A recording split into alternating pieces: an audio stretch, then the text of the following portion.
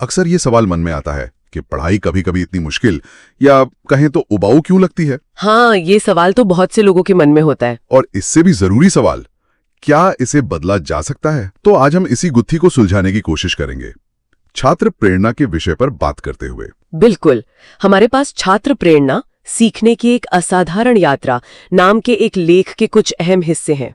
ये बताते हैं कि कैसे सीखने का अनुभव रोमांचक बन सकता है।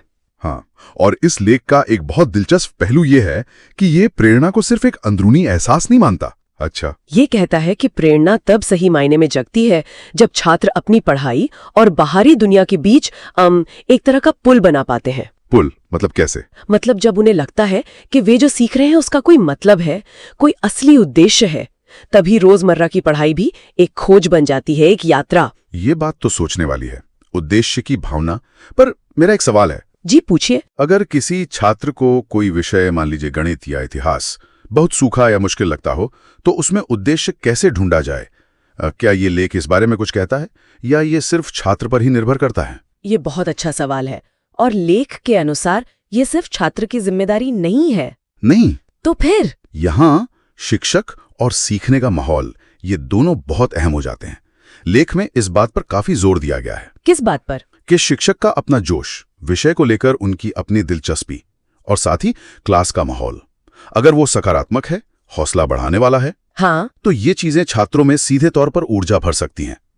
यह माहौल उन्हें यह महसूस कराता है कि हाँ, वे कोशिश कर सकते हैं, सवाल पूछ सकते हैं और हाँ, गलतियां भी कर सकते हैं बिना किसी डर के। अच्छा, तो मतलब माहौल सिर्फ आरामदायक होने के बारे में नहीं है, बल्कि ऐसा होना चाहिए जो कोशिश करने के लिए प्रेरित करे। बिल्कुल, और इसी से जुड़ा है आत्मविश्वास। हाँ, आत्मविश्वास, ये तो बहुत जरूरी है कि मैं कर सकता हूँ।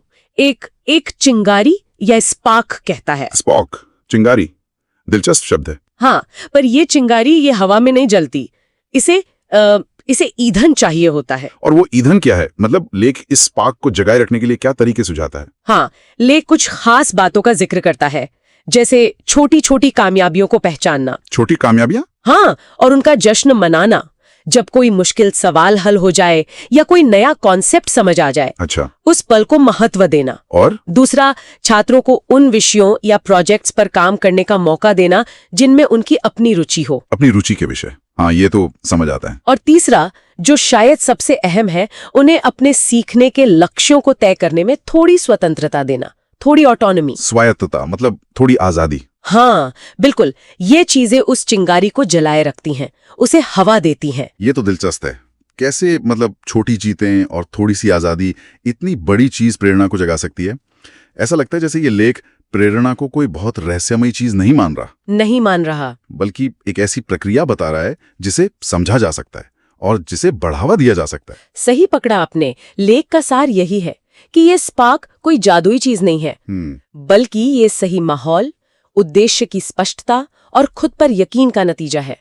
और जब ये स्पार्क जलता है ना, हाँ, तो सीखना सिर्फ क्लास पास करने या सिलेबस खत्म करने तक सीमित नहीं रहता। ये असल में अपनी क्षमताओं को पहचानने और, जैसा कि लेख कहता है, दुनिया जीतने का हौसला पाने जैसा बन जाता है। दुनिया जीतने का हौसला, ये बड़ी बात है। हाँ, ये सीखने को वाकई जिंदगी बदलने वाला अनुभव बना सकता है। तो कुल मिलाकर ये लेख हमें याद दिलाता है कि प्रेरणा एक सक्रिय चीज है। इसे जगाया जा सकता है, इसे पोषित किया जा सकता है। बिल्कुल। उद्देश्य, सकारात्मक माहौल, छोटी जीत, रुचि और थोड़ी स्वतंत्रता, ये सब मिलकर सीखने के अनुभव को पूरी तरह बदल सकते हैं। हाँ, और इसी सोच पर एक सवाल मेरे मन में आता है जो शायद हमारे सुनने वालों को भी सोचने पर मजबूर करें। जरूर, क्या सवाल है? अगर ये स्पार्क इतना अहम है और इसे माहौल, उद्देश्य और छोटी सफलताओं से जगाया जा सकता है, तो हम अपनी किसी भी सीखने की स्थिति में, किसी भी स्थिति में, जैसे हाँ, चाहे वो स्कूल कॉलेज की पढ़ाई हो, कोई नया हुनर सीखना हो या बस अपनी जिज्ञासा शांत करना हो, हम अपने नजरिए या अपने कोशिशों में ऐसा कौन सा एक छोटा सा बदलाव ला सकते हैं? सिर्फ एक छोटा बदलाव जो हमारी अपनी असाधारण